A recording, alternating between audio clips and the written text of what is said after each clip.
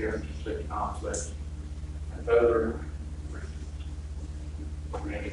instructed to refrain from participating in any matter coming before this board of county commissioners with respect to which there is conflict of interest or appearance of such conflict.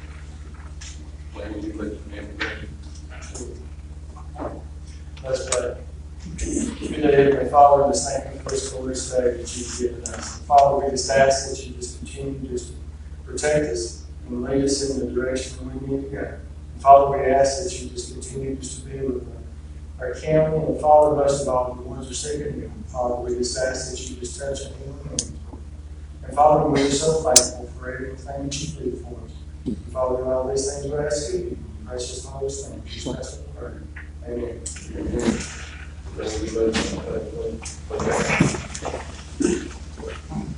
I pledge allegiance to the flag of the United States of America and to the republic for which it stands, one nation, under God, indivisible, with liberty and justice for all.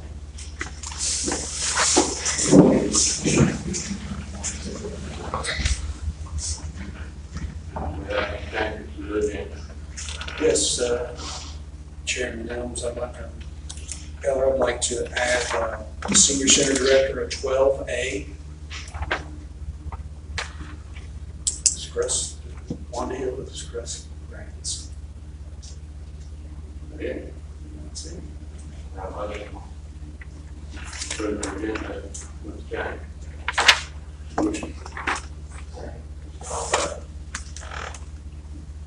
Approving the men's workshop regular May 18th.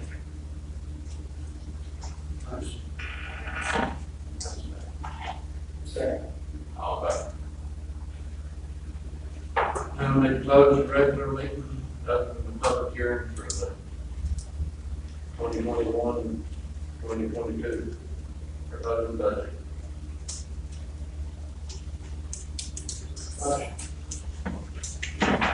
Have a second. Second. All about.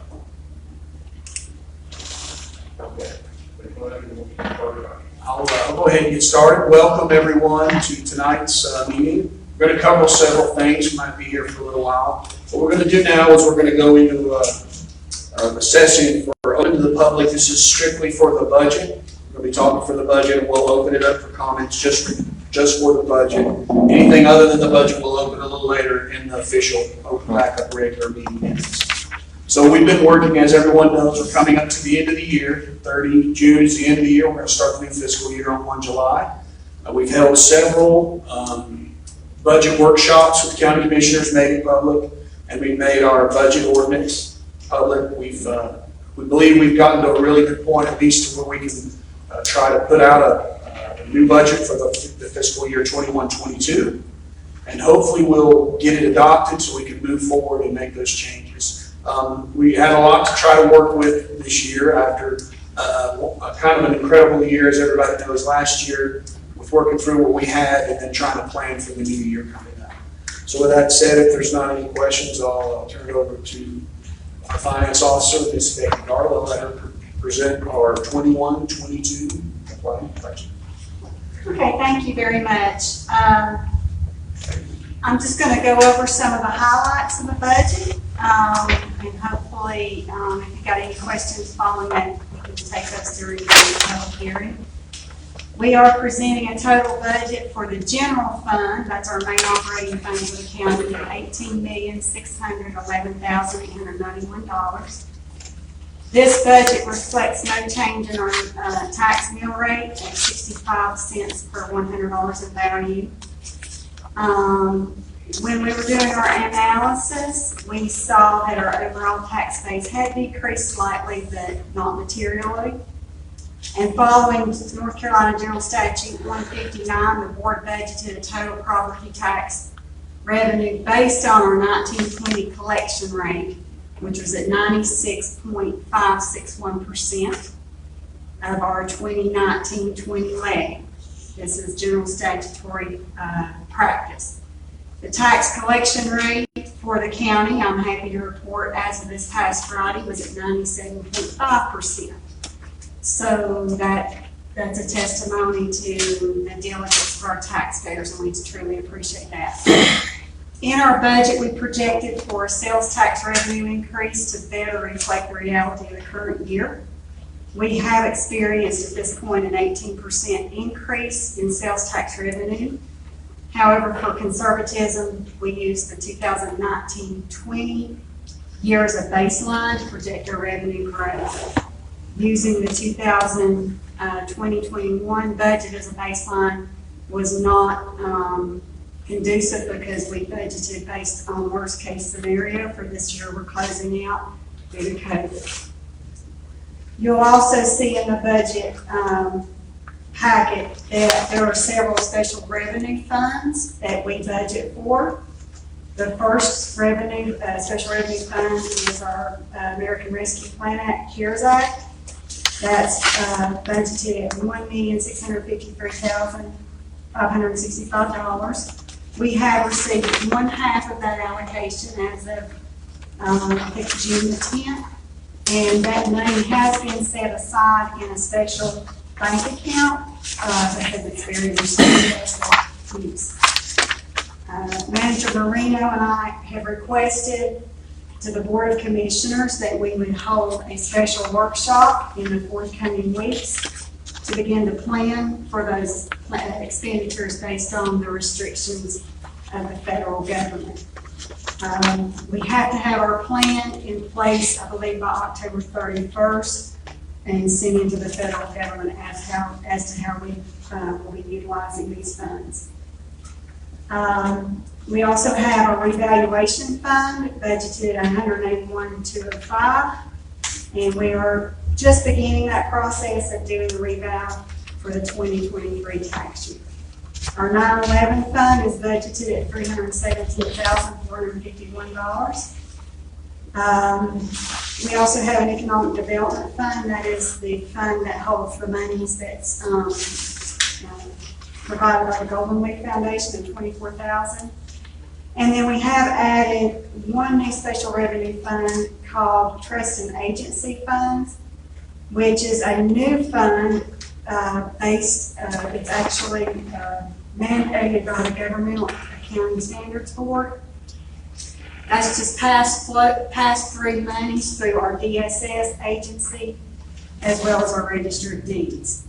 So those funds comprise $2,546,221. And you'll notice I did not add the trust and agency fund into the percentage because these are purely pass-through funds. Going back to the general fund, I wanted just to give you a broad synopsis of some of the highlights. The total budgeted expenditures represents approximately a 5% increase from the 2021 final budget. We've made several amendments as we received additional funding in several areas that will continue on into the next fiscal year. And if you'll recall, the 2021 budget was cut by 5% to reflect conservatism for the COVID-19 crisis. This increase includes a 2% premium increase for our employee health insurance. At one point, we thought it was going to be about 12.7%. The county was able to negotiate that fee lower. The county pays 100% of the employee's health and life insurance and 1/2 of the employee's dental insurance. The 2% increase represents an annual increase of about $26,000 in the budget. We also included a 3% cost of living adjustment for the staff. And this 3% is representative of the COLA increase in the region as per a survey conducted by the Western region of the UNC School of Government. This represents about $225,000 increase in budgeted payroll and benefit expenditures from the 2021 budget. Currently, the county is utilizing the 2014 state pay plan at 85% of their level. The board studied the budgetary impacts of bringing the county to 100% of the 2014 state pay grade. The annual budgetary impact on the budget, including benefit costs, would have been $1 million, which would have represented a 9.71 cent increase in the mill rate. The board also studied bringing the county to 85% of the 2016 state pay plan levels. The projected annual increase to the budget would have been $750,000, which would have represented 7.29 cents increase in the property tax rate to achieve that benchmark. Our retirement costs have increased or will be increasing by 11%, which represented approximately $50,000 in additional annual match contributions to the plan. And according to Dale Falwell, the CPA, who's the North Carolina State Treasurer, this similar percentage increases are expected over the next several years. And if the board will recall, we've had basically this amount of increase for the past 2 budget cycles. Treasurer Caldwell reported that this is due to interest rates being lower, therefore earnings on state pension funds are lower. In addition, this year there are more persons receiving benefits from the state plan than there are persons contributing to the plan.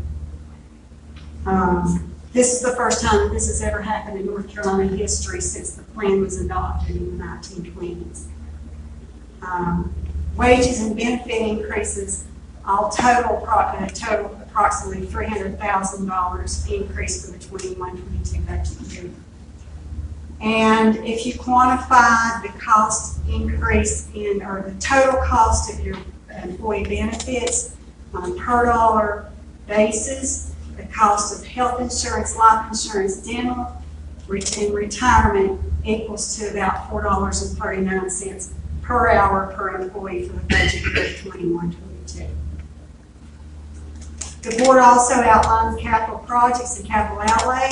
They budgeted for 1 new ambulance for an annual cost of $230,000. If you're familiar with our budgets, you'll know for about the last 8 years that we have purchased 1 ambulance per year so we can keep our paramedics on the road and safe. We also budgeted transfers of the quarter-cent sales tax to our capital reserve fund of $445,000.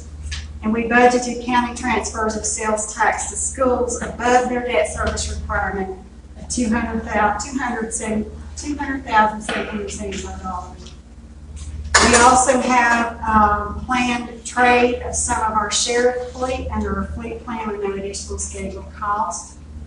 And as you all know, if you've been following, we have several ongoing capital projects, including the middle school, election board renovations here in this building, the recreation and the cemetery building, which were already approved for the capital project. So you will see those in this budget, they've already been approved. These projects will be debt funded later in 21-22.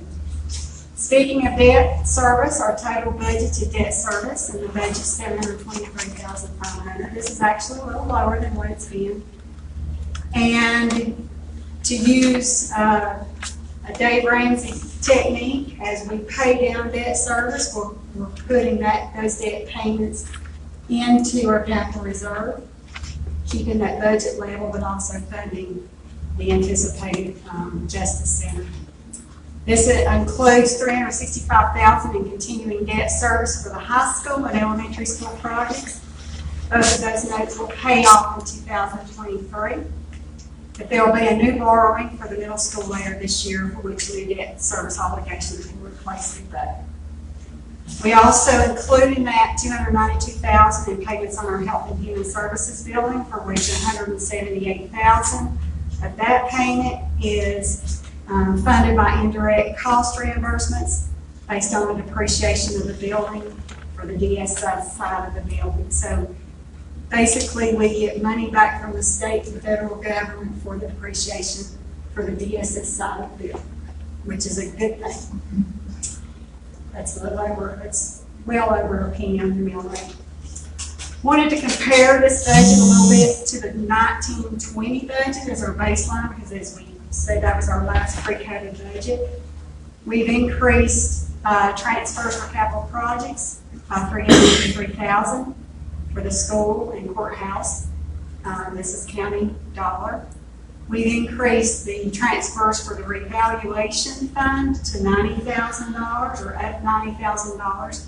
This is county funded but state mandated. We have to have a reval every 8 years. It's not recommended we wait 8 years because we have sticker shock at times. So this is mandated by the state. We added a transfer of $76,850 to fund expansion of recreation programs in the county. This is county funded as part of a county plan to support reduction of drug abuse in the county. The board restored appropriations to our community organizations back to pre-COVID levels. This is county dollar. We increased the appropriation to our regional library system by nearly $15,000 to better meet state match to increase their funding. The more we fund them, the more the state funds them. We also added expenditures to reflect the grant funding for a paramedicine program, which is a totally free program to the public, and it provides for either an EMT or a paramedic to visit and do in-home services and treatment, following treatment plans for physicians, for our folk who have chronic illness. So if you want to know more about that, give me a call. Transit service expenditures are expected to increase by $238,000. Part of that is we're going to be replacing vans. All of this is state and federally funded. Our public safety expenditures increased $735,000 over pre-COVID levels, county funded. Our health and human services expenditures increased about $496,000, which about 80% is funded by state and federal dollars. This is HELP and DSS. In addition, this budget includes $225,785 of the public health expenditures, which will be funded by the American Rescue Plan Act. This is state and federally funded with a county match. Actually, because we have the dental clinic, the health department match is funded by the dental clinic, the revenues that come out of the dental clinic. Our cultural and recreation program increased $88,000.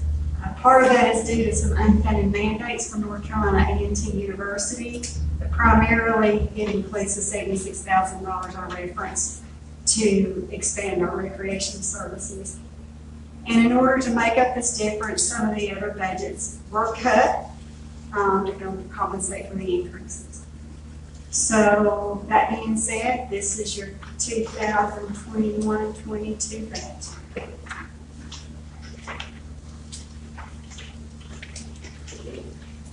I'd like to also add, before we open the public comment, if you look on your table, there was a last second request came in from the Graham Cancer Support Group, which used to be the Cancer Sucks. They obviously last year weren't available to do anything raising money for cancer patients in the community. And they put a request in for a $5,000 donation for their efforts. 100% of everything they raise goes to the patients and the ones that are suffering from cancer in our community. So this dates back to several of the cancer organizations that's worked for in the county. So they had asked the commissioners to consider that before we adopted that for 2022.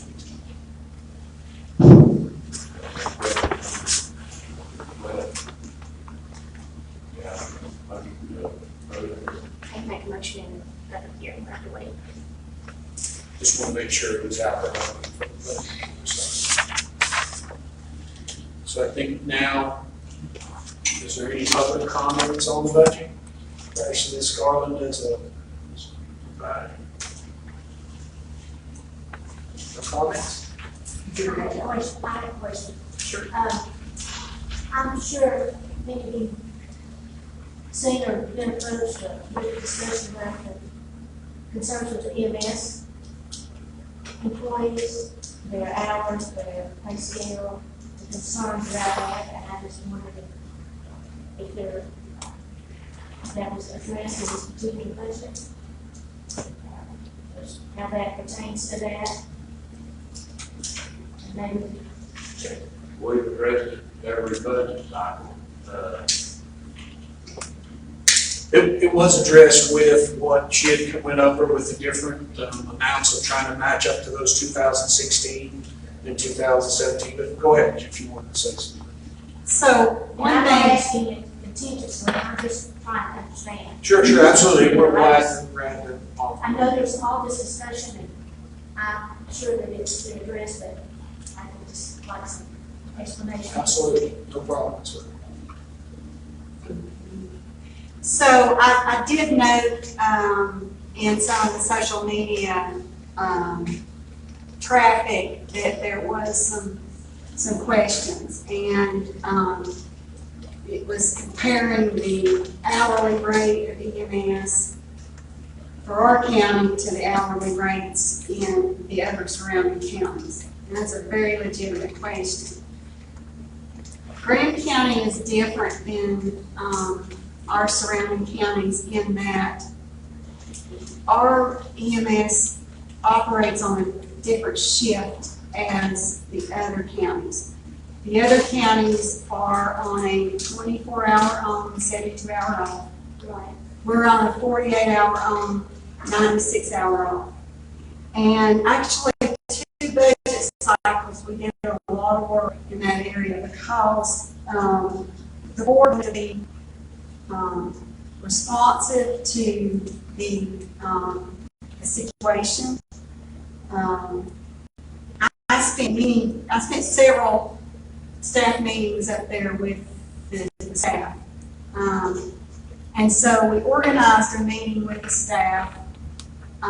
It was a special meeting, I believe, where the commissioners met with the medics and the EMTs. And it was basically, there was a lot of discussion back and forth. There were several medics who had worked in Graham County in the past and had gone to Cherokee. And at the end of the day, Larry Hammer and I also did a lot of analytical work. And basically, if I'm remembering properly, and I'll be honest with you, I hadn't had time to dig back into years worth of files.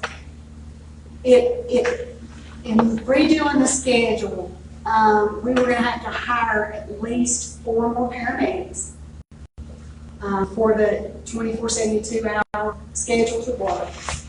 And it was going to be about a $500,000 increase to the budget.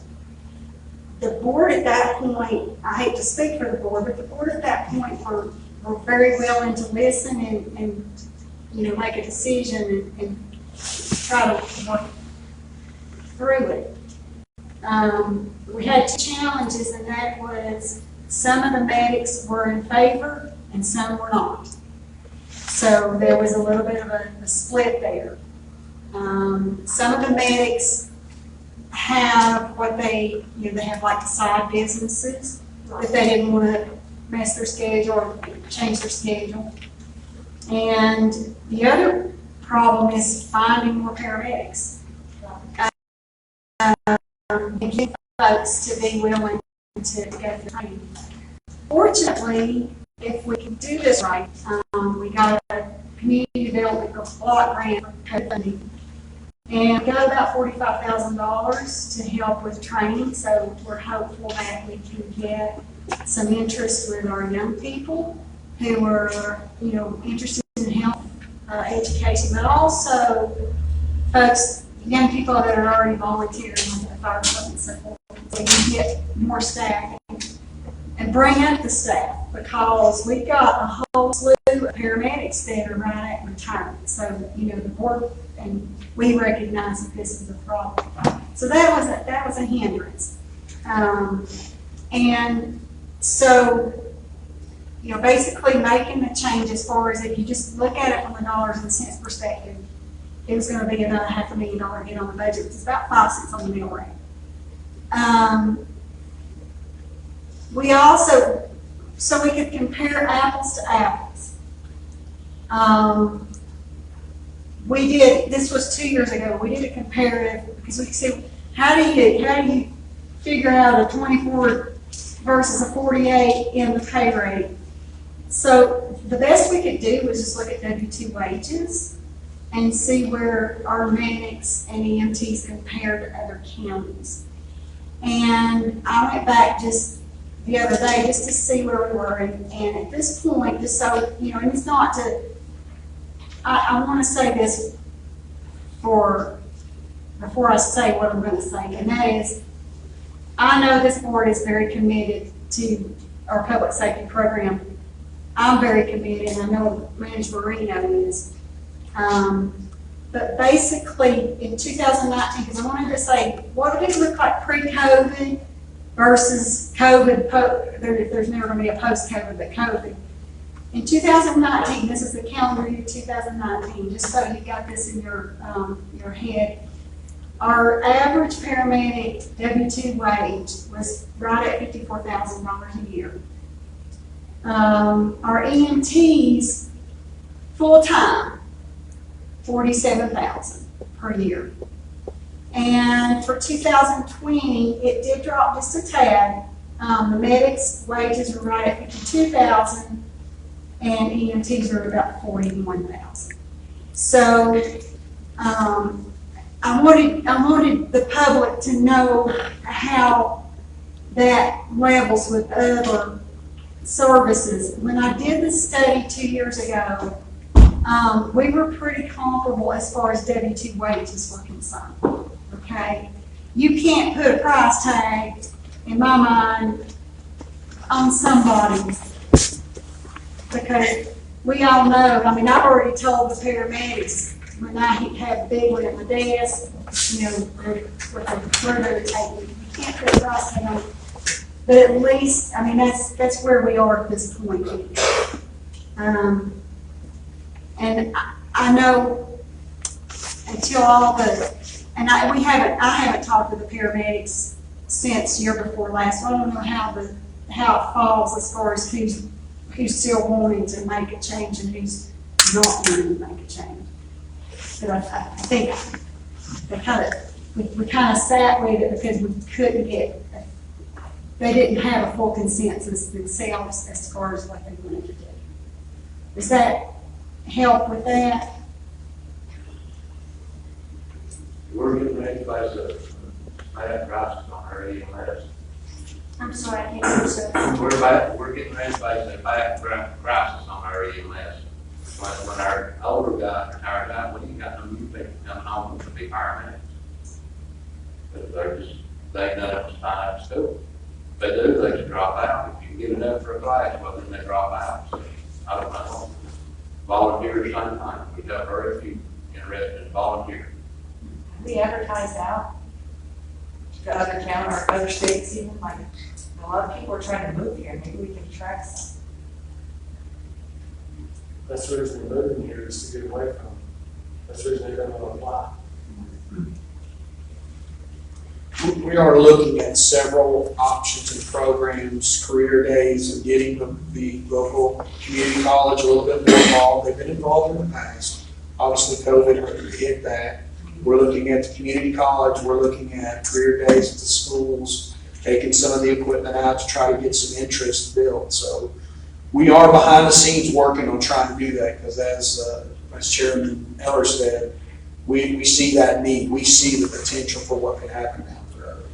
And I think it's important for the public to also know on what we were been going through within the workshops to get to where we are to get this budget and what to caveat a little bit on to what, or add on to what Ms. Garland said. We looked at internal spending to try to cut some of our spending to see what is something out there that we could cut to produce more money to be able to get to our EMS or actually our county employees in general across the board. So we have worked on that. You'll see some of that affected as it happened around the county. But we're looking at other things to possibly do that down the road. So I saw a lot of the commissioners very, very concerned as well as everybody here with trying to get our county employees to include public safety some more money. So they did work hard on that. Several workshops spent a majority of the time concerned with that while we were in here working. So it's important for the public to know that. There's a reason that the public can do Is there any way that as a community, we can help in some way? I mean, everybody's affected by it. Yeah, you're absolutely right. I mean, it could be We feel tonight, it. or me in the morning. So, I- my parents. I did some more analysis. We all know that Cherokee County has a Walmart. You know, Jackson County's got a Walmart. And so I track, especially Cherokee County's sales tax. Because I know when I go to Walmart on Friday night, I run into an awful lot of my friends and family from Grant County. And just to give you some perspective, because you're asking what the community can do, Right, what can I'm gonna say buy local, because, Cherokee County gets over $8 million in sales tax revenue from the state. And that's coming from money people are paying when they're buying their goods and services and groceries. Grant County, gets a little over $2 million. So there's a $6.2 million gap. And I know a couple of years ago, when Great and Rick Davis started the Buy Local campaign, there was a big, there was a report that showed what our gaps are, and you know, it's real, or they call it the retail gap. And of course, obviously, there's a huge retail gap. Every time that we go across a border, a county border, and we're buying our groceries and our goods and services, we may be, you know, and it's so tempting because they are cheaper. says you that, right now? It does. But if we could boost those sales tax dollars into this county, then that would provide a greater cushion so that we're not having to, you know, change or hit the mill rate. And so, you know, I want to encourage everybody to buy locally as much as possible. I try, I tell people I live in Grand County, I sleep in Cherokee County. I try to buy as much as I can here in Grand County because I know that it can only help the budget over here. I'll be honest with you, I don't like Cherokee County. I don't like how they run things, and because I'm a taxpayer from over there. And honestly, many times I'll call the finance officer over here. I always look at their budget and where their surplus is, and I always tell them they need to write me a check for the surplus they got coming in, because that's my sales tax. So, buy local. And I do want to clarify something, because I think there was a social media post this afternoon by an individual, and they were talking about how the county's getting $1.2 million in opioid settlement. That's not all at once. It's $100,000 a year over 18 years. And obviously that will also help in our public safety program. We hope that it will be settled this summer, and then that the Grand County will start getting those dollars back in. But that will also help in that public safety arena. So I'll shut up, I'm talking too much. I get passionate about this stuff. It's a court board. Anybody else?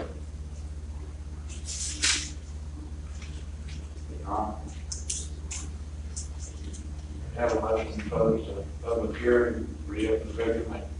Motion. Okay. All in favor? Okay. We need to, I'm just, support the paper now, or over? Okay. Do we have support for a motion for the Green County Support Grant for $5,000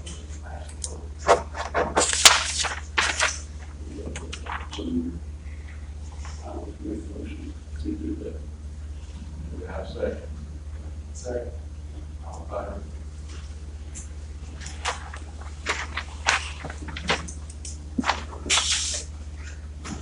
I'll let you.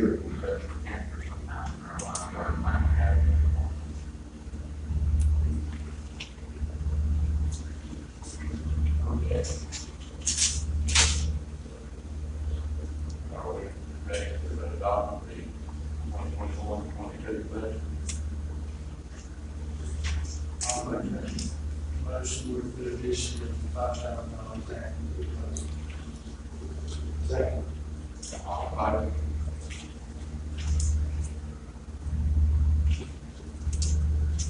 All right, Cody.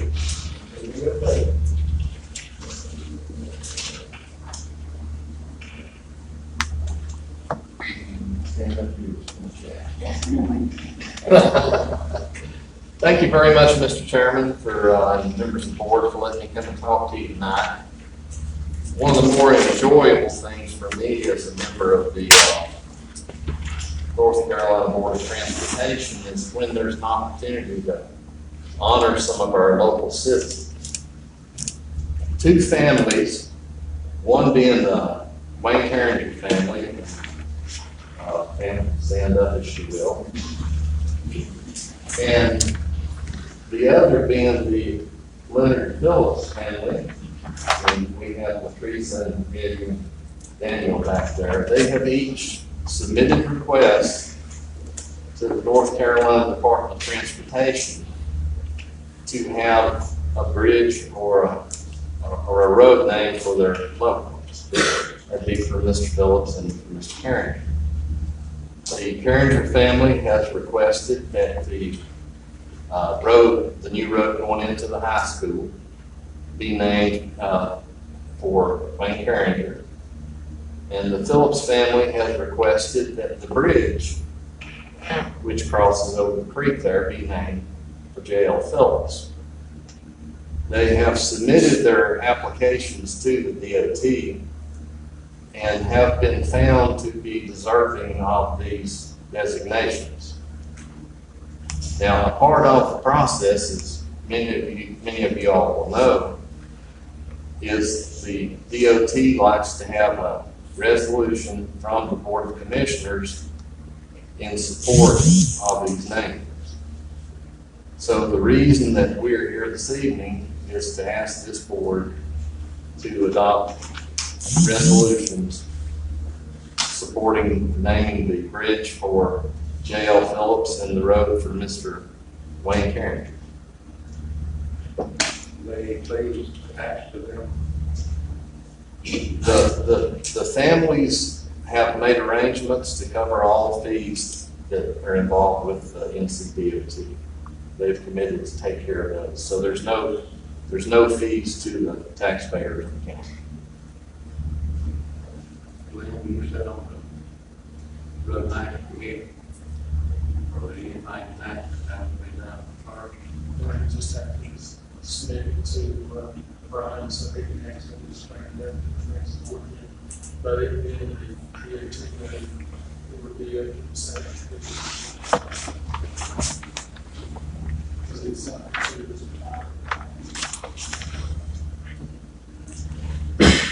Discussion on it.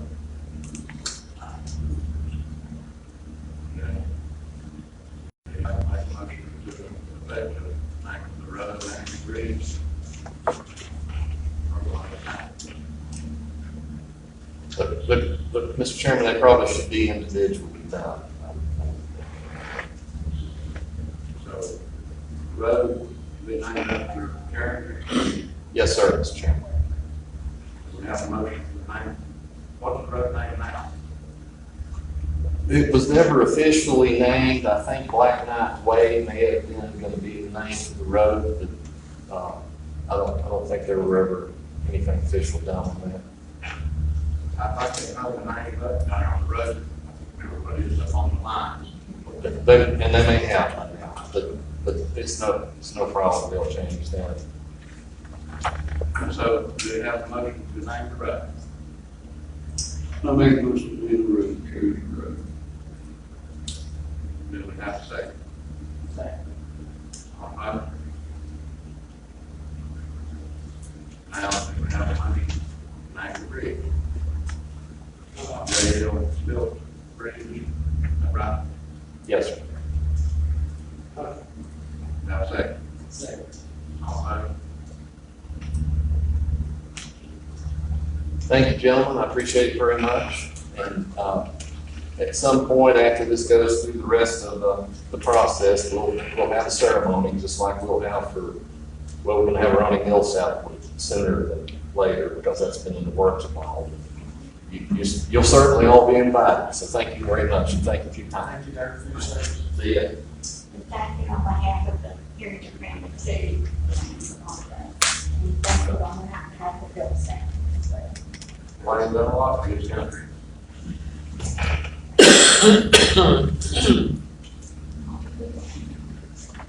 Okay.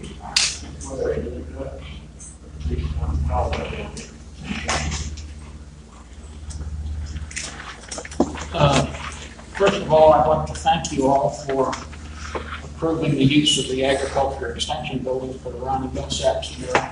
I'll give you a brief update. Hang on one second. You just need, I was coming back. A brief update on that. We have signed a contract with the mural artist. He is due to be in town and start the project on the 21st of June. It will take him about a week to complete that project.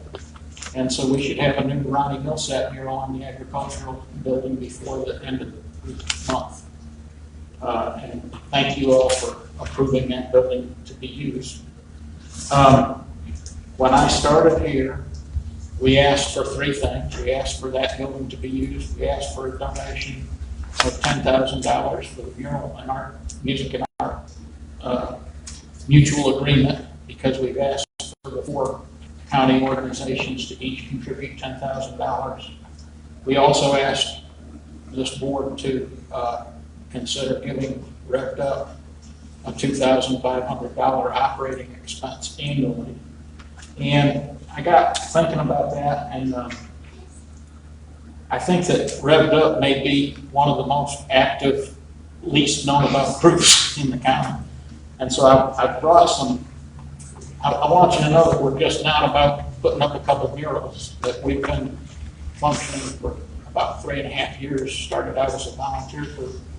And I brought some projects that we're working on, and I just want to pass them around and let you take a look at that. This is a pocket park that we plan to put next to the old town hall on Main Street. And we have the property donated to Rev'd Up. When we get the funding to build the park, we will donate that to the town of Robbinsville. There's a floor plan. These are some elevations, and I'll just let you kind of pass those around as you see them. That's a view of the statue in the middle. We want to put a few musk on that. That's a view platform from the back, which lets us look at the mountains. And there, we'll have some type of a mural on the side of the town hall. That was just something that we threw out there. It can be changed, whatever.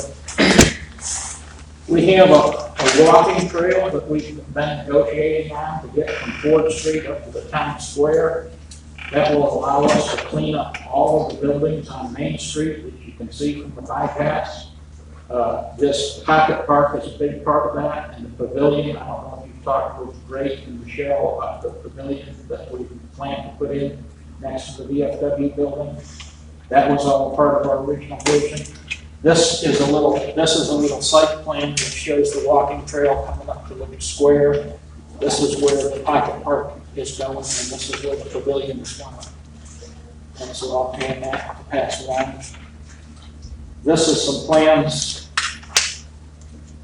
from the pavilion. We've designed a 7,000 square foot pavilion to go in next to the VFW building. And there's a floor plan, a couple elevations for that pavilion. Pass those around. That's what I've got there. And one other thing that I wanted to do, I wanted to show, because of the pavilions that we're putting in, there's a lot of good press going on. The honored Cherokee women that's going on the VFW. Soon we'll have the Ronnie Millsap mural up. We hope to have the mountain mural on the Loveless building. And I don't want to speak before we've got it in place, but everything looks real good.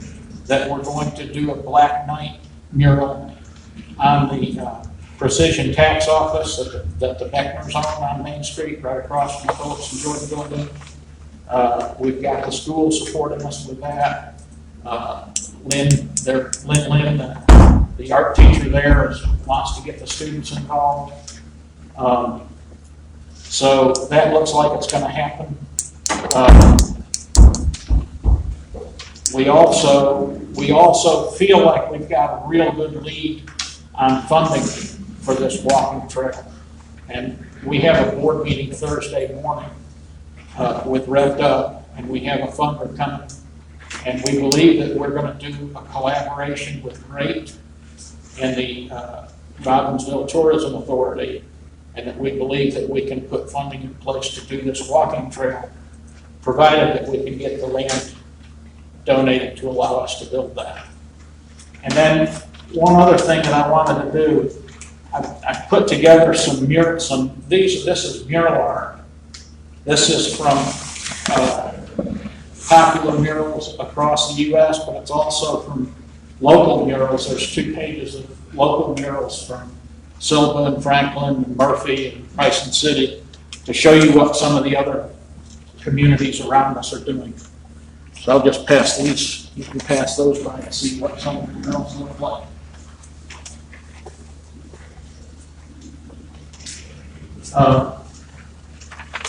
So basically, we've asked for the $2,500 as an annual contribution to Rev'd Up. We're getting a lot more interest than we've had. Of course, volunteers, as you know, are hard to come by here. We've got new folks coming to talk to us, and we're making great strides with funding our organization. And I think we're doing things that, from what I understand, haven't been able to get accomplished before. So we're kind of optimistic about what's going on for the future, and we hope to work with you folks more and more often. And we thank you for the help that you've given us, and hope that you'll consider our request. If you have any questions at all, let me know.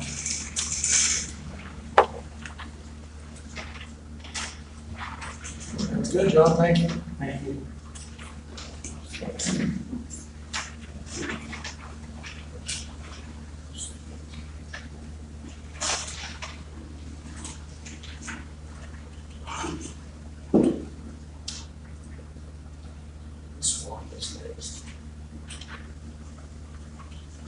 There's one.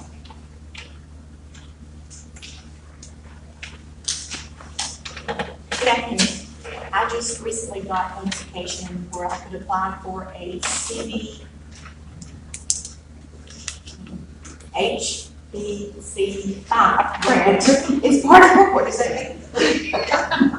Yes, it's part of the CARES Act funding for $12,963.06. And I just would like the board's approval to apply. There's no county match.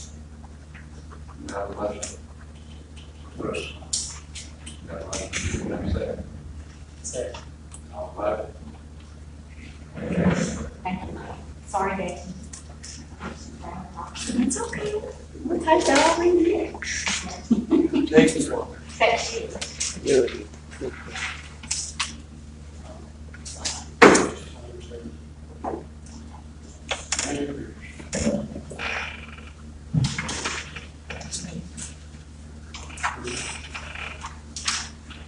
All right, good evening, everyone. I'm going to be providing the manager's report to the board and also the project manager's report. I'll open up with, as you see on the table, you should have the manager's report, and there's some packets up in with that included. As we reported last month, we did the transfer station assessment, and we had an initial draft. This will be the final draft that will go forward. I provided that to you. Several pages, that's something probably you may want to take home and do some homework. Sanitation's doing a really good job out there. It really looks good. There's a fencing object in it that I might actually have taken out just so that it doesn't obligate us to something with all the other things that we need to do with some of our sanitation needs. Other than that, it's actually a very good comprehensive report about what we have out there and how well that they are doing the best they can. So I want to provide that report for you to take home and absolutely contact me if you have any questions. We'll move on to item 2 unless there's any questions about the transfer station assessment. The elementary school gym, as everyone is aware, we've been working with the school, and they've had geotech engineers out there who have turned in their reports most recently of what some of the issues that we've identified out there with walls being bowed out, cracks in the masonry. Notice that obviously there's some motion inside where they can't get the volleyball net holes in, and right now we did have the S&NE, they're a geotech environmental company, have provided their report. And basically, they provided a report from their hand auger borings observations and initial recommendations indicating foundation soils are generally low to moderate consistency, very moist to wet. It's their opinion that the wood floor is expanding from excessive moisture, and that roof gutter downspouts directing water to the foundation is a very probable contributor to the moisture. Other contributors could be, but not limited to, are fluctuations in surface water levels, humidity in the building, and floor slab moisture addition due to an ineffective or non-existent moisture vapor barrier into the floor. That could be from, at that time frame, I think about 1960 is when the elementary school gym was constructed. They probably didn't have that standard to apply a vapor barrier, or even if they did, the material was probably thin and probably non-existent now. They will provide a separate report for the ground penetrating radar work that was conducted. They also did some sonar. There were some slots and stuff cut in the floor. They could do some sonar. So we're also worried about the possibility of some holes being under the floor and some other things that could potentially be a cause of what's going on as well. As we know, the parking lot had a sinkhole at some point. So we want to make sure we're putting the money into it, or if the school's putting the money into it, we're obviously be working with them to want to get a comprehensive report as to what's happening.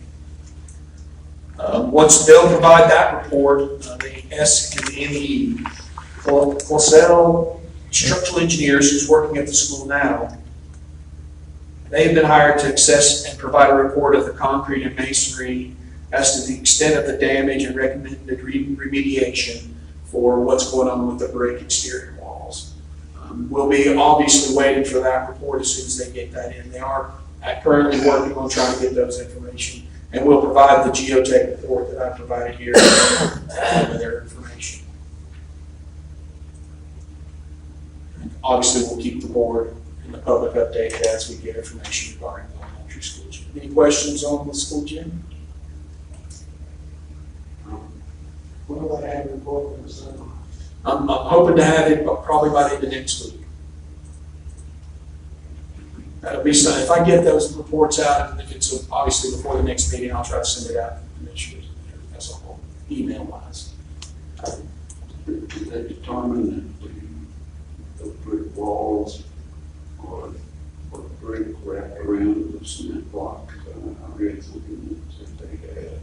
Well, there, if you read this from what I had, again, I got this report on Friday, so I went through it for the most part, but there's probably a lot more I need to read on it. They're saying it's still just brick to brick. There isn't any, yeah. Where the report was around. And that may just be on the end. That's what they're saying it's on the north and south ends, and then below they said that the brick was put on SC&B block. Yeah, that's the initial assessment of that. We'll know a lot from the structural engineering side as to what it's going to take. Hopefully, the only thing we'll have to repair, and I don't see any way around it, would be the brick part, the brick facade on both sides of the gym. Hopefully. And the floor. We'll probably have to redo the wooden floor now. So,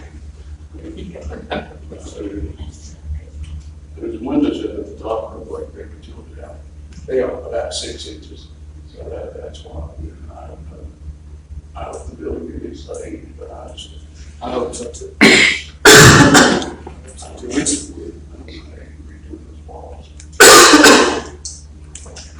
All right, we'll move on. Item number 3. wanted to provide an update for the new sanitation department truck, 2021 Mack. Unfortunately, we're not getting to use it, we just bought it. But from what I understand, the most recent report I got today was they are replacing a couple of sensors, the ECU and the ECU. Right now, those are the only issues that they're having with it. Obviously, they need to get those in and then run tests to make sure everything's good to go before we get it back. The problem is, just like everything else that we see, that we order, that we look for, there is absolutely no ETA yet on when those parts will arrive to Shealy's in Asheville so they can get them installed and get it back to us. They are checking daily on part status reports, so we can get that back. I'm kind of hot about that. It's a brand new truck. I'd like to be able to use that. Plus, our older trucks are really, again, it goes back to what we budgeted. They're really in sad shape. They're just limping around as we use them. So we will continue to put the pressure on Shealy's to try to find out when we can get those parts. How much does that truck cost?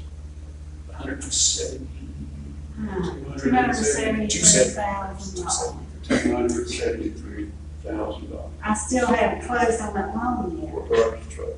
for that grant, We had a couple of weeks to that truck line. in 3 days. Brand new. They need to pull those parts from the new trucks, even though it's working. I used to do that for a living, so I know how to. You're absolutely right. It needs to get done. We need to Yeah, get that truck they made. pull those parts from manufacturer, where they're building the trucks, and get the trucks. That's absolutely right. It's too bad this one is already gone. We'll move on to item 4. Some good news, I think, as long as we continue to practice our social distancing, especially for this age group. The Graham County Senior Center, working with representatives of the state, obviously she's state mandated and regulated as to when they can open. But the good news is they've been approved, and working through them in our health department, we approved the health department, the senior center to start having the seniors come back and go to the outside facility and still practice their social distancing requirements. But we're all keeping them outside only. We're not ready to bring them in. I think that's a great thing. We're starting to move back towards the norm, which is where we really want to be. Plus, our seniors need to get out and have some things for them to do. And so I take that as a good thing and a good sign. If there's no questions with that, I'll move on to item 5. Talking to our clerk of court, Ms. Tammy, with a jury trial in July. And obviously with how things are moving a little bit better with him getting into facilities and being able to be around people a little bit more on the inside, the judge has approved to use the courtroom for the trial that's scheduled to start in July, the week of 12 July. They will use the Lovelace building, however, for jury deliberations, because obviously the jury room is still small. They can manage it better inside the courtroom, but not necessarily the jury room. The concern will be that trial has potential for going 2 weeks. And the week of the 19th, they have court every day that next week. So they'll need an alternate location. Right now, we're looking at the possibility, and I'll work with the clerk to the board and our schedule to see if this facility is open. We'll be trying to plan that going forward if they need a place to hold those hearings or other court during that week time frame. We have some other options. Obviously, we used the gym previous. We're not allowed, we can't use the gym now. So that's kind of, yeah, when it rains, it pours, yeah. So that's where we are with the trial that's coming up. Good thing is we're kind of a little bit out in front of it. We can make it happen either way. Any questions on the manager? Right. Before I turn it over, I'll run through the projects real quick. If you look on your deck, your table, you'll have should be a Graham County capital projects, project managers report. Just run through some things real quick. Not a lot of changes, obviously, with some of the stuff we just awarded. Moose Branch subdivision, we signed the contracts. I've got to get our attorney Coward. I've got to get you. I'll send you some email either this evening or tomorrow about the attorney part. because of who we work with, they want an attorney's part of that document signed that they sent. I'll email you that information, and we'll get on the phone tomorrow and talk about that. That's for the Moose Branch subdivision through the RDA. Okay. Contracts are signed, awarded, full contract, and for the public, the Rural Development Authority has all property on Moose Branch, and we broke it up into 13 lots, and it's going to be for affordable housing. We worked hard on getting that project reduced. The money to put in to do the complete project, which was 13 lots, to be able to keep that cost down where it could make it affordable housing for the county. As you know, property is scarce in Grant County, so we were glad to get some help for this project to be able to offer affordable housing down the road. So we're excited about this contract. Started, as soon as we get approval through the funding agency, we'll set up a pre-construction meeting for that project. We started working on this project in 2014. Yeah. That's what we said. That's how long it How takes. old did you say? This was 2014. So you have to secure financing, the site preparation, and then the cost of everything went so high, we had to go to Dolphin Trust to get a grant. Thankfully, it's got to get a loan to be able to have enough money to actually do the construction. So it's for the low moderate income people, give them an opportunity to home ownership. So we're glad to see that one. Feel excited about getting that one started. The next two projects, the new projects, as Ms. Garland talked about, our capital projects that are already budgeted for, is the cemetery department building and the new recreation department building. It's important to note we need to get our folks out of the old PJ building behind the courthouse. And so we've been working on trying to get them out of there. Plus Matt Smith, who is our cemetery director, cemetery maintenance department director, he's got an old shed building that he works out of and has for a very long time. He really has not said a word about it, hasn't complained. Now we're able to hopefully build two buildings. We ordered 2 metal buildings that'll be here in September. So under the comments, back planning, the site work was awarded to Loving Contracting, and they will start. They're looking to schedule a start mid-July. I'll be doing a pre-construction meeting probably this Wednesday, probably Thursday. Concrete placement schedule for early August. The buildings are scheduled to be here in September. So we're hoping to, as soon as the concrete is put in, it cures, we'll start putting metal buildings up after that. And hopefully get Ronnie Williams and his department moved out of that building and into a nice facility up actually where he does most of his work, which is up at the health department, our new health department, ESS building. Mostly the stuff is supposed to get those ball fields and out in that airport area. Moving to the next one, which would be somebody else in that building, the Board of Elections. We've started renovation for the north wing of this facility to permanently move the Board of Elections into this building and get them out of that building as well. The longer we wait, there's some undesirable environmental conditions could arise in that facility. And it needs some work done as well too. I'm looking at having a pre-construction meeting for that the week of 21 June, which is next week. We've already completely done the demo. We've done about 90% of the demolition of the project over there. There's a little bit left. We left it until we could get every contractors on board and get started. A little bit more demolition, but we're ready to start going construction over there, which is good too. Something that I'm certainly excited about. I know sometimes when you're dealing with government, whether it's state, local, or federal, it's hard to be excited. But I spoke with Representative Gillespie this morning about our new Justice Center, which is the next project on our list.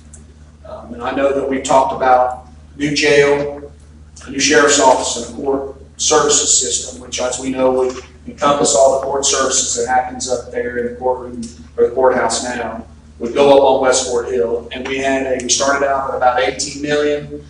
By the time we feel like we can get it under construction, it could be up to 24 million.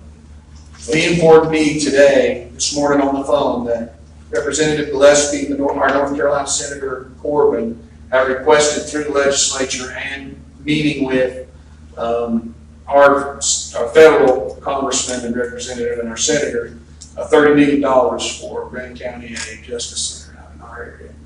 Now, what he wanted to do from that is he's going to request the money and negotiate from there. That is good news. If we could at least get cost share, that helps this county tremendously. So we're working that issue. I'm going to have to steal my finance officer away. Me and you are going to shut ourselves in a room and get those answers and their need for a few other questions. I don't think we're available. I think you might be. Well, just I got budgets. That's right. So I just wanted to make sure that, I know there's a lot of concern about, it's come up about the new Justice Center and jail and helping out with the facility in that regard. We're going to move forward with what we have and see what we can get with it. So I was optimistic with talking to the representatives. I put also on here the middle school, 6th grade addition renovation. That construction obviously has been awarded to Western Builders. It's currently underway. They're showing about 12% complete. It's about a year project, I think, is what it's scheduled to be. And excited for the 6th grade as they move forward with that. A new project that I kind of got, I haven't even assigned any construction number to it yet. It's pretty new to me. Finally actually got to go out this past Thursday and visit the site out on Little Snowbird. Is Snowbird Creek Bank remediation. Initially was awarded, the design for that was awarded to LDSI engineers for $13,500. It's about 5% complete. We're looking at, another thing I have to get with Ms. Garland on, they added about 11,000 feet or almost 2 miles worth of work going up Little Snowbird from where it starts to clear and snag the river. So there's a lot of brush from the high waters that really is doing some damage to the bridges that is up there. So that's the plan, is to get that out. What we want to do, instead of going through the bid process, is to award that additional design of 11,000 feet of work to LDSI in the amount of $16,500. And the total for both design, A&E for that would be $29,500. And like I said, we held the initial site visit on Thursday for me to get a better idea of what that contract entails. And we'll be moving forward with that as well. We had the USDA was on site, Michael Phillips was on site, taking out there. So I provided the timeline and those LDSI reports for you to see from that, along with my update, project manager's updates for you to take with you. Please contact me if you have any questions. If there are no questions regarding the manager's report, I will be quiet. Thank you. You made a vote on this other part of this. We don't at this point. I think we just need to find out. Yeah, we just need to find out if we can just award it to the other contractor. And we'll find out from that and let you know. Thank you.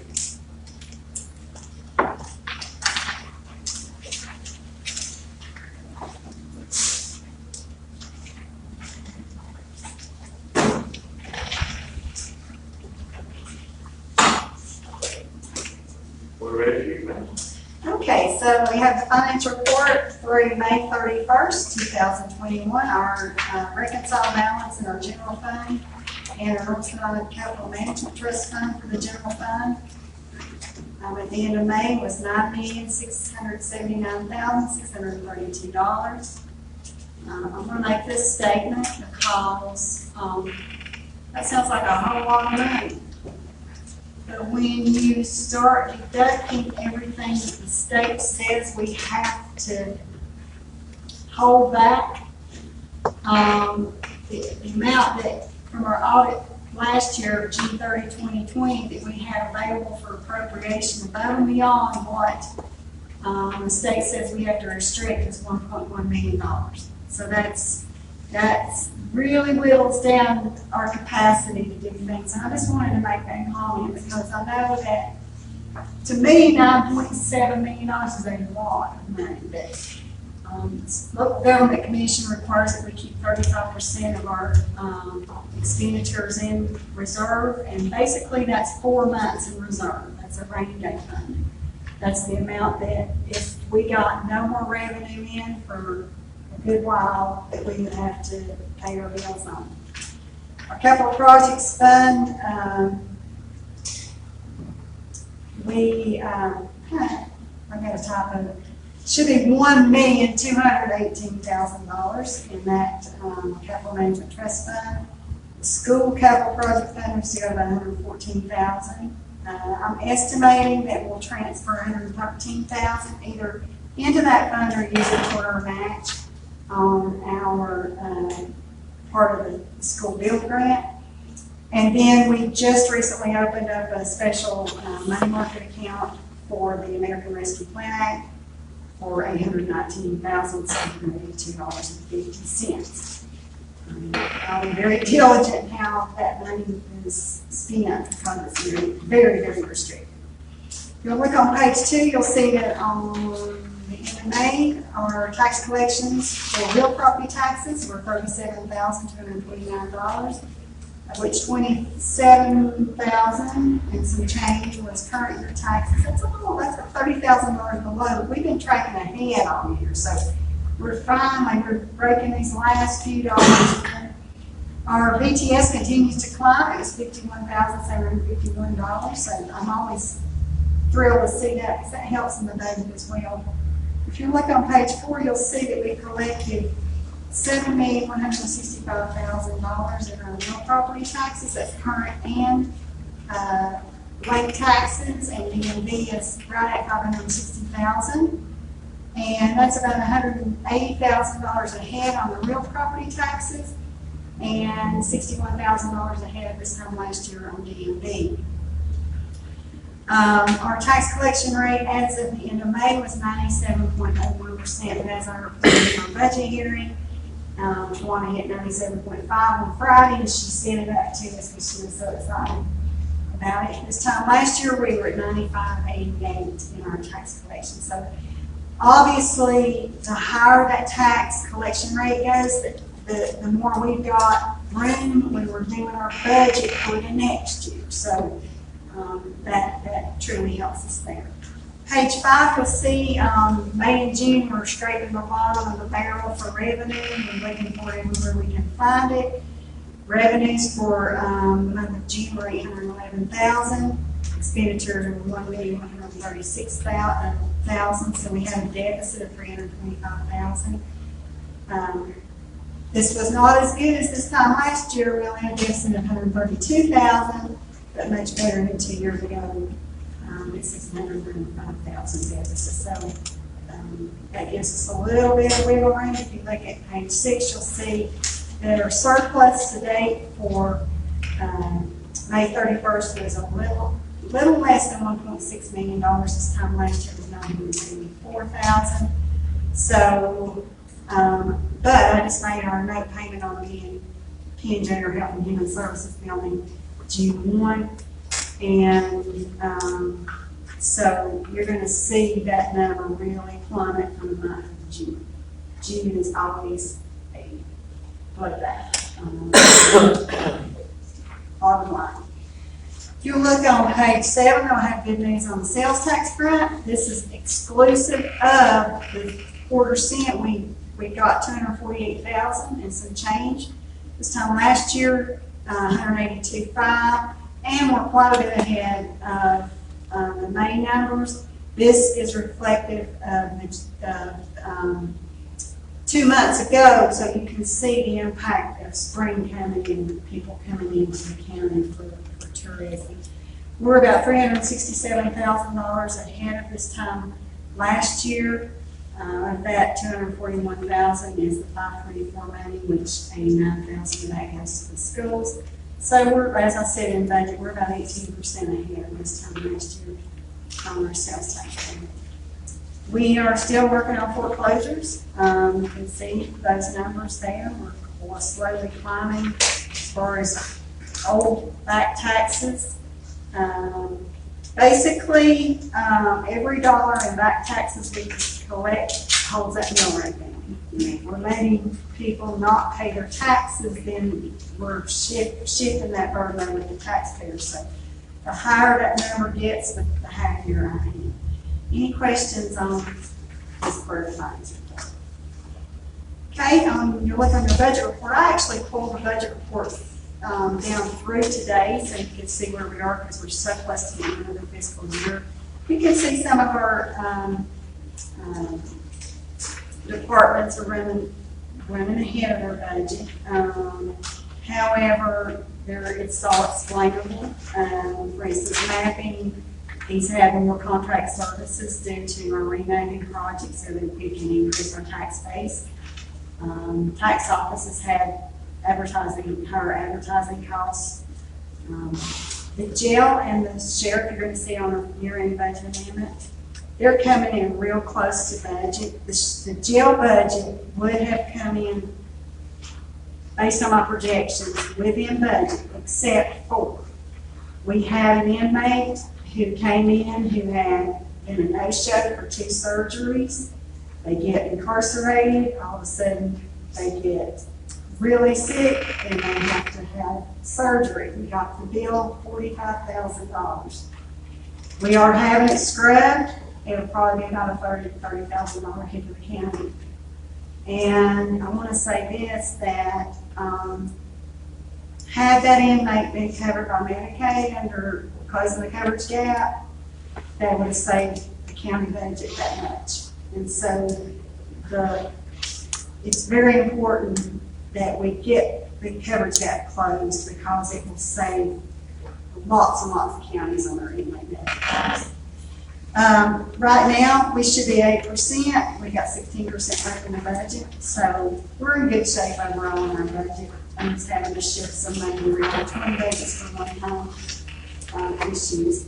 And speaking of budget, I was finishing up, I was almost late for this meeting this afternoon. I was doing a little bit of analytical work, and I didn't want to stop, and then I looked at Ms. 525. But I wanted to give you an idea of where your top property tax dollars go. Because we look at property taxes the dollar of last resort. Okay? You have shared revenues, what the federal and state cost share with us. You have fees that we charge to the general public for services. We have payment in lieu of taxes, which is a pittance compared to what we could be collecting in property taxes. Between our TDA PILT and our U.S. Forest Service PILT, we get $840,000. We're getting $2.54 an acre on our Forest Service land. Okay, so just get that out there. And then we look at our sales tax revenue. So basically, when you're looking at the budget holistically, about a third of the budget comes from property taxes. About 17% comes from sales taxes. 4% comes from our payment in lieu of taxes. This past year, we got quite a few grants, but the ones that worked in our operational budget was about 1%, and then our fees pick up about 16% of the budget. And then our share revenue from federal and state governments about 29%. When you look at it, what I did is I take all expenditures in our budget, backed out all of those things to figure out what was left. And then I said, how much of my 65 cents is going towards specific things? 58 cents out of the 65 is going to public safety. 4 cents is coming to Health and Human Services because most of that is federally and state subsidized. 2% is going to cultural and recreation. 17 cents is going to the schools. 10 cents is going to garbage.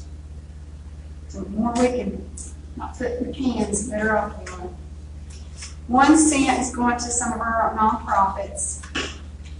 7 cents is going to general government, and that includes just the internal services that we provide, and then the services to the public. And then 2 cents is going to our revaluation. So obviously we want to leverage as much of that 2 cents on the reval to getting more tax base, not from people who are already paying their taxes, but for looking for people that are not paying their taxes, okay? So that's a really important thing. So I wanted to kind of give you that synopsis too. Does anybody have any questions on the budget or the finance report? Okay. I do have some budget amendments. This will close out the year. You have in front of you the first budget amendment, Budget Amendment 23. The board already passed this in budget workshops. I just need to get signatures for $9,932 in LEAP funding, and that's energy assistance to our elderly and disabled and low-income folks. So that one will not require board action on these signatures. And then Budget Amendment 24, you'll see that I shifted $429,000 around between departments, where some of the departments were projected to go over. I'm usually very aggressive on saying it's going to go over. Just because I'm budgeting that it's going to go over does not mean it's going to go over. It's just I don't want to get it written up in the audit. Okay, so we have $429,400 that I'm pulling from other funds and bringing into other departments. And then I also have budget amendment number 1 for a reval fund for $45,000. That's just to pick up some of the contracted services for our appeals and our consulting fees. I also have budget amendment number 1 for a 911 fund. That's to pick up the capital outlay that the board already had approved. I just had not laid out the budget amendment yet for $70,000. This was that project with the tracking system to keep our officers and our paramedics safe and to help make sure that people can find, the paramedics and the sheriff can find people when the calls come in. And then this is a new budget. This is that new special revenue fund. Our agency fund account for $370,000 to pick up the ins and the outs. We got revenues coming in. This is our rep pay accounts for DSS. That's where people are on SSI and Social Security that they're not considered competent to handle their own affairs. And so this money flows in and then we pay their bills. And then the regular deed of trustees has to go to the state. And I think that's all. I believe that's all the budget amendments for the year. So we got, make a vote on budget number 24, 3 number 1, or 4 number 1? 3 number 1s. I think I made too many copies. We got number 1 for reval fund, number 1 for the 911 fund, and number 1 for the agency fund. I got how many copies. We have a motion for budget number 24, budget number 1, 1, and 1. Motion. We have a second. Second. All in favor? And I think that's all I have.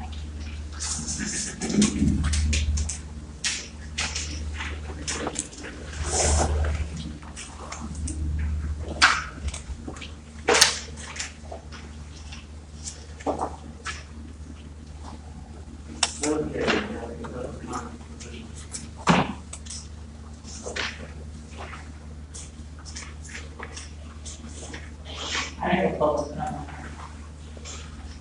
I forgot to mention that the town of Rockville wants to have a dedication ceremony. They've tentatively set a date for the Ronnie Millsaps dedication for that mural. And for the music festival, car and motorcycle show. They have tentatively set a date for September 11th. But they know that you folks are going to have a dedication ceremony for the highway. And they'd like to coordinate and get that date. You know, they'd like to have one dedication for the highway and the mural. And they have, their date that they have tentatively set is for September 11th, which is the 20-year anniversary of 911. That might not be a good date to do a dedication ceremony. But I just wanted to let you folks know that, that the town is willing to work with whatever date you come up with to do your dedication for the highway. It's not steps. And I forgot to say that when I was presenting. I'll get out of your hair and I'll thank you again. Thank you. John, did you want us to keep these? Keep them all? If you set that meeting up with me, I'll just pick them up when I come. Okay, I haven't had a chance really to go through them. I'd like to look through them anyway, so. No problem. Just call me. Thanks.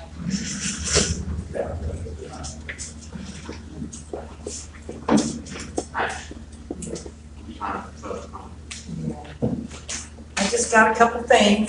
I want to say thanks to Kim. Kim, you're doing a great job. I don't get no more of those calls. Praise God, I do not know. You're doing great communication, we appreciate it. And Jacob, you got back with me on that questionnaire, and God bless you for that too, I appreciate that. And it's okay, Keith, that you didn't get back with me, I forgive you. You don't do email, and that's cool, I'm fine with it. I'm not gonna chew on you about that. Number two is I want to support the EMS people and say that I think they should get more money, but there's not more money in the budget. And you're all facing all this every year. And I'm going to bring up the same words probably 1,000 times. We need to sell alcohol in the county. And that's just a sure thing. And that's going to bring up the differences and all these little things. We're going to be able to pay our EMS people, and we're going to be able to pay our cops. Now, that's shop locally. and people shop. I buy beer and wine for me and my family, and all of my neighbors do. And we do our shopping over at these other places. And I mean, I don't go to Fontana. I could go to Fontana. Alcohol is sold in this county, by the way. I don't go there because it's cheaper to buy it somewhere else. It would be sold cheap in Ingles here, just like I go to Bryson, it's fitting everywhere. And so, just saying, that's logical. It's not the logical solution. Plus, we want to attract more businesses because it looks like, didn't you say 70% is the sales tax? So you were talking about something about the sales, my sales and use tax I pay out of my business. Is that a big income for us, right? That's our. Oh, sales tax makes, sorry, let's see. It was a lot. 17%. 17%. We need to create more of that, right? So we want to attract people here. And I'm telling you, this is not necessarily known as a friendly county to people, which is bizarre, isn't it? But it is. I'm just telling you, I have people come into my store and talk to me, so I'm getting kind of an idea. All right, number 3. I have a big problem with the school board, if you haven't heard. We are fighting, and it's bad. It's so bad, they won't communicate with me at all. And I don't understand why people can't have a debate. I know some of those people there, and I have absolutely no respect for them right now. And it's because of the mask mandate on the kids. And I don't know if you all heard this, but we had a county in North Carolina voted out. Vote the masks out. Now, you know what, if you do any research, and if you haven't done research on masks on kids, get prepared, because I can hardly talk about myself. He said that. The children shouldn't have a mask on their faces, and if you don't know that, there's something wrong with you. You need to know that. And those people over there will not listen to you. And I don't know if you have any influence on them at all, but those masks on those children, it's unconscionable, it's just disgusting. And if one county's already done it in this state, they don't have to be the first. And I'm going to stand with them, and I'm going to quit working against them. I think they think I'm mean. I mean, I think people would be surprised. I don't ever talk to people like this before. I just feel like I have to protect those kids right now, and I'm very angry with them for not. They didn't take me serious. I came in with my facts, my studies, the box, the mask box itself says it doesn't protect from viruses. An N95 mask is the only thing that will protect the teachers and the staff. I didn't make these rules up. I just am telling you the facts. An N95 PPE. That's what those teachers need. And it's even worse. They have to leave the room that they're in and change all that. And I think they could keep their N95s, but I'm saying they have to change all their PPE. In order to be doing what they're trying to accomplish by these masks, They'd have to be doing something like that and they're not. And I'm gonna tell you another thing, optics wise. They didn't have masks on when I walked in there, Nathan. They didn't have masks on except Miss Davis, the attorney. But all the staff was lined up from the podium all the way down the hall and around, all of them masked up 6 feet apart. Okay? They were all masked up. But the Robert Moody standing at the door wasn't masked up. I don't think Susie had a mask on, and I know Angie Knight did not have a mask on, and the board didn't have a mask on. So when I asked Robert Moody, because Angie Knight sent me to Robert Moody, because she can't stand me coming at her with my questions and my debates, but I don't understand why. I'm not mad at her. I pray for those people. I'm not mad at them. I'm disgusted in the way they're acting. It's not very grown up. It's just disgusting. But anyway, Robert Moody said, well, they're staying 6 feet apart. You know, everybody's 6 feet apart, so they're not wearing masks. None of you are, right? So that's why it's okay. And so I said, well, everybody in the hall was standing 6 feet apart. I can vouch for it. I walked past all these eyes looking at me, and I'm smiling. And I can't tell if they're smiling back at me. So I don't know. I walked past them, and they're 6 feet apart. Optics. The people sitting in the room, lording over these people, did not have a mask on. And all the staff had masks on. They come in and talking like this, and none of them said, you can remove your mask, you're so far away from us. It's just, okay, maybe it's their choice. Okay, maybe it's their choice. But I bet if I get a little survey, it wasn't a choice. I bet they feel like they get into trouble. If Angie Knight and Robert Moody get a paycheck from the county, they got the same rules as those people right there, and I should see them act the same way. And then maybe if they had that over their mouth, they wouldn't put them over the kids in the school. So if you can help me, please, I'm begging you to help me. Talk to them, ask them to take this mandate off. We've already got one county. All we need is a couple counties and we can change this whole thing. You want to get back to normal? Let's start standing up. God sent me here. I swear.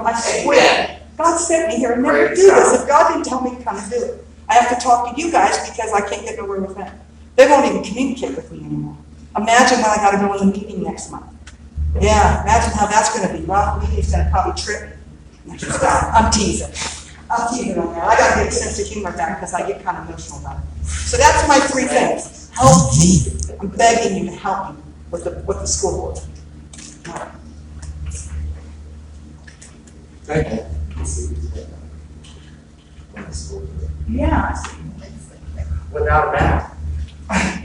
Sorry, we won't. Discussion item.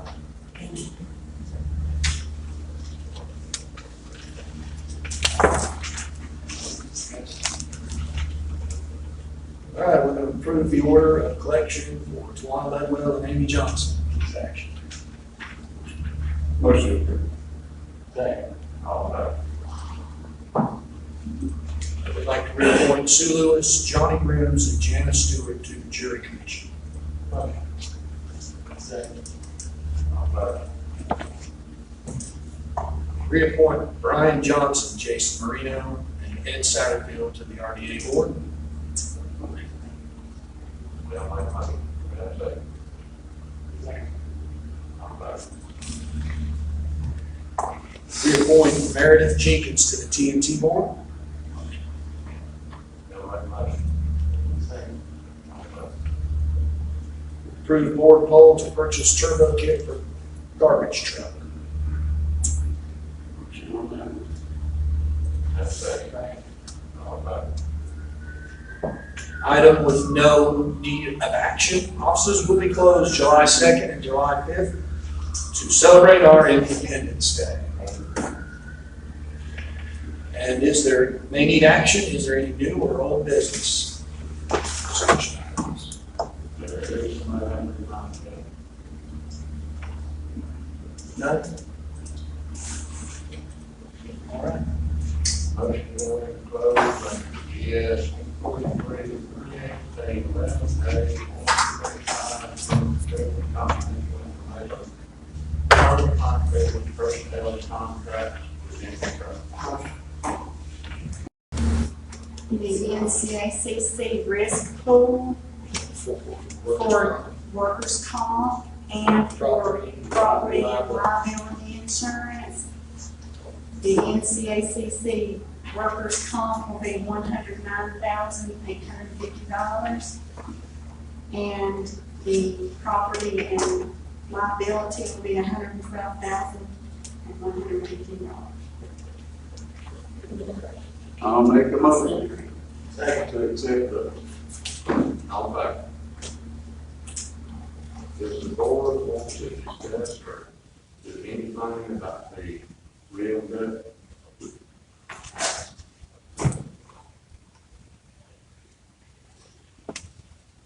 to be honest, I don't have any objections to the $2,500 operating funding. Is that what you're referring to? Was it 25 or 55? What is $25. 2,500 was an annual operating for 25. So that may not be good.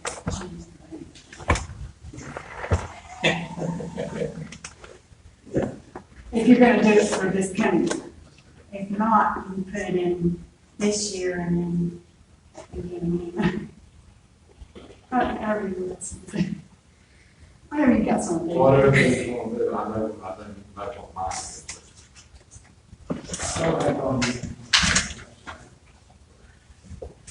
What would be best for you, for us to do this?